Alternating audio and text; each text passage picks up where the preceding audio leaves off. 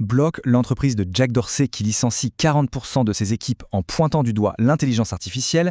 Alors, est-ce que c'est un véritable signal d'alarme pour l'avenir du travail ou est-ce que c'est plutôt l'excuse parfaite pour des décisions managériales, disons, un peu difficiles? C'est ce qu'on va décortiquer aujourd'hui. Bienvenue sur La Quotidienne de l'IA, la rubrique du premier site d'information sur l'IA, à savoir ia-info.fr. Pour cette analyse, on s'appuie sur un excellent article de Didier Taormina qui a été publié en mars 2026 et qui plonge vraiment au cœur de cette annonce choc. 40%, voilà, le chiffre est lâché, c'est brutal, c'est spectaculaire. C'est ce qu'a annoncé Jack Dorsey, le patron de Block. En une seule fois, l'entreprise se sépare de 4000 salariés. Les effectifs passent comme ça de 10 000 à 6 000. C'est une décision d'une ampleur vraiment rare et qui est justifiée de manière incroyablement directe. Et voilà la justification, sans aucun détour. Jack Dorsey ne s'embarrasse pas du langage managérial habituel. On ne parle pas ici de réorganisation ou d'optimisation des process. Non, il affirme, noir sur blanc, que grâce à l'intelligence artificielle, une équipe plus petite est tout simplement plus efficace. C'est une prise de position, presque idéologique, très très forte. Du coup, cette justification, est-ce qu'il faut la prendre au pied de la lettre? Est-ce que l'IA est vraiment la seule et unique raison derrière cette vague massive de licenciements, ou est-ce qu'elle ne servirait pas un peu de paravent à d'autres réalités? C'est la question centrale.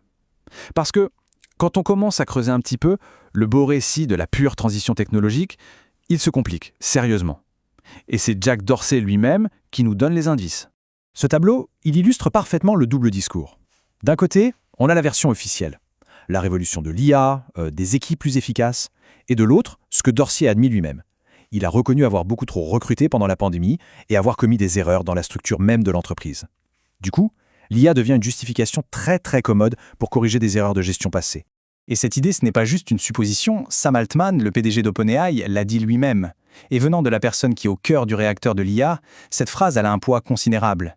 L'IA peut devenir l'alibi rêvé pour des décisions qui sont en fait motivées par la pression des actionnaires ou la simple recherche de rentabilité. Bon, pour dépasser ce débat de l'IA excuse ou révolution, il faut changer d'angle. La recherche académique nous offre une grille de lecture bien plus fine en fait. Elle distingue deux manières radicalement différentes de déployer l'intelligence artificielle dans une entreprise. Et voilà le point crucial, vraiment. Des chercheurs de la prestigieuse université de Stanford ont montré que la technologie en elle-même n'impose rien. La destruction ou, au contraire, la préservation des emplois ne dépend pas de l'algorithme, mais bien des décisions stratégiques prises par les dirigeants. Ce n'est pas une fatalité, c'est un choix.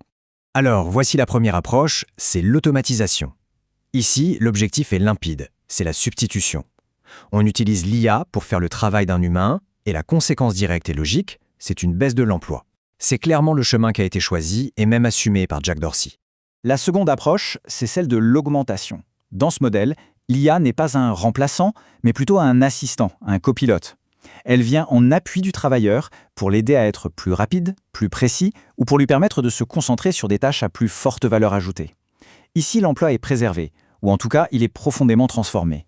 Cette comparaison, elle résume tout. D'un côté, on a la substitution, de l'autre, la collaboration. La décision de Block n'était donc pas du tout une contrainte technique, c'était un choix stratégique délibéré. Et ce choix, bien sûr, il crée un précédent qui pourrait en inspirer beaucoup d'autres. Si on élargit un peu la perspective, on comprend que le véritable enjeu n'est peut-être pas celui qu'on croit. Le scénario catastrophe d'un chômage de masse généralisé, la plupart des experts pensent qu'il reste peu probable. Le risque est plus subtil et peut-être même plus dangereux. Le vrai danger, en fait, c'est l'émergence d'une nouvelle fracture sociale, une société à deux vitesses, non pas entre ceux qui ont un travail et ceux qui n'en ont pas, mais plutôt entre celles et ceux qui parviendront à s'adapter à cette nouvelle donne et les autres. Et cette fracture, elle va se dessiner selon plusieurs axes. D'abord, bien sûr, l'accès à la formation continue, qui devient indispensable pour s'adapter. Ensuite, la force des réseaux professionnels. Il y a aussi le capital culturel, qui permet de mieux saisir les nouvelles opportunités. Et enfin, évidemment, le secteur d'activité, où le niveau de diplôme initial joueront un rôle clé. Les travailleurs les moins qualifiés dans les secteurs les plus automatisables seront les premières victimes si rien n'est fait. Face à ce constat, la question de l'avenir du travail devient brûlante, évidemment. L'annonce de blockchain agit vraiment comme un signal d'alarme. L'idée, ce n'est pas de freiner l'innovation, mais c'est plutôt d'en négocier collectivement les conditions de déploiement. Mais alors, qui doit mener cette négociation? La responsabilité, elle est partagée. Les syndicats, bien sûr, pour défendre les travailleurs. Les gouvernements pour poser un cadre légal. Les institutions pour anticiper ces mutations. Tout le monde a un rôle crucial à jouer pour s'assurer que les bénéfices de l'IA ne soient pas simplement confisqués par une minorité. Finalement, l'affaire Block nous ramène à cette question fondamentale. L'IA génère d'immenses gains de productivité, ça c'est un fait. Mais la vraie question c'est à qui profiteront-ils? Est-ce qu'ils seront partagés équitablement pour le bénéfice de tous, ou est-ce qu'ils viendront seulement creuser encore plus les inégalités? La réponse à cette question définira la société de demain. Retrouvez toute l'actualité autour de l'intelligence artificielle sur le portail ia-info.fr.